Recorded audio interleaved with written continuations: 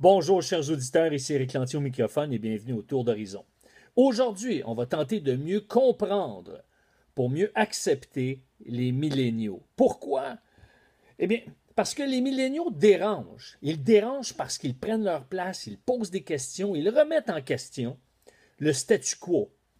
Et ça dérange particulièrement les boomers qui, eux, ont dérangé la génération précédente, et je dirais même les générations précédentes, avec leurs nouvelles valeurs, leur soi-disant vent de fraîcheur, leur remise en question de l'establishment.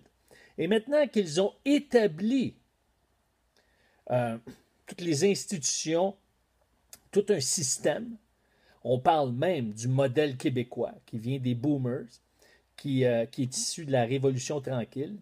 Eh bien, ce qui arrive, mesdames et messieurs, c'est qu'aujourd'hui, un phénomène similaire est en train de se produire.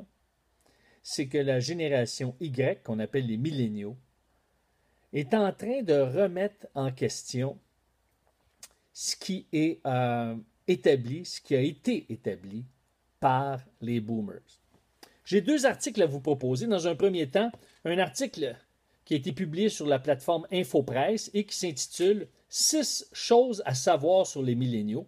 Eh bien, Anaïs Brasier va nous dire que, selon Catherine Légaré, qui est présidente fondatrice d'Academos, l'engouement autour des milléniaux vient aussi du fait qu'il s'agit d'un groupe très visible qui n'hésite pas à prendre sa place.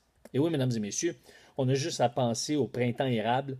Ils se sont levés, ils se sont mobilisés, ils ont manifesté leur mécontentement et ça a généré une crise nationale.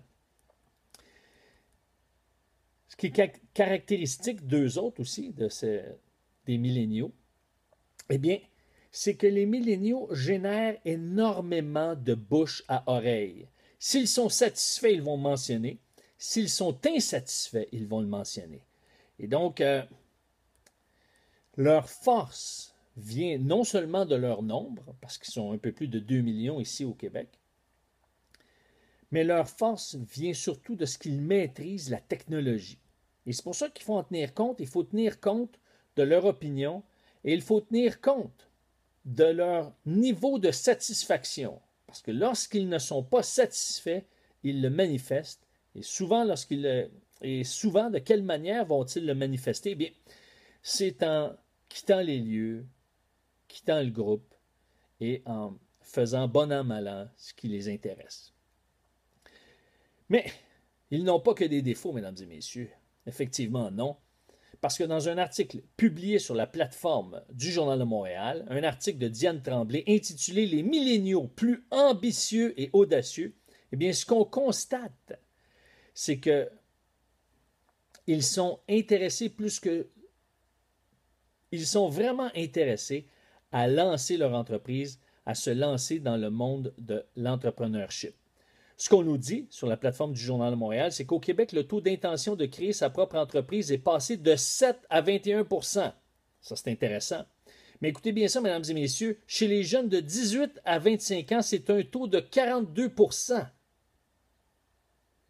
Ça veut dire qu'il faut être là pour permettre aux entrepreneurs de la génération Y, des milléniaux, de se lancer en affaires. Eh bien, certains vont dire, ils ont plusieurs opportunités parce qu'il y a énormément de boomers qui sont en train de vendre ou qui désirent vendre leur entreprise. Le problème, c'est que les milléniaux, eux autres, veulent partir à zéro leur entreprise. Elles veulent que leur entreprise leur ressemble. Elles ne veulent pas prendre une entreprise existante et essayer de la remodeler. Et c'est là qui est le problème.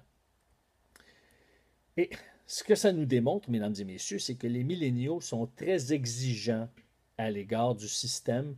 Pourquoi? Parce qu'ils représentent le statu quo. Et on va en parler demain dans notre mot de conclusion.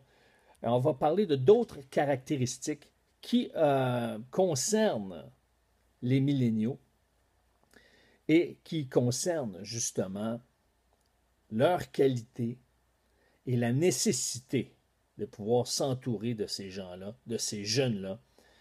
Pour ma part, je vais dire ces jeunes-là parce qu'ils sont plus jeunes que moi, ils ne sont pas de ma génération.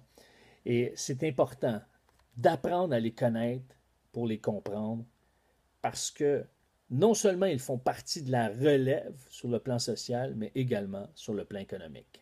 Donc, ce sont eux qui vont avoir le pouvoir, ou en d'autres mots, en bon québécois, le gros bout du bâton. Mais sur ce, puisque le temps file, mesdames et messieurs, eh bien, laissez-moi le plaisir de vous souhaiter une agréable fin de semaine. Merci et à lundi.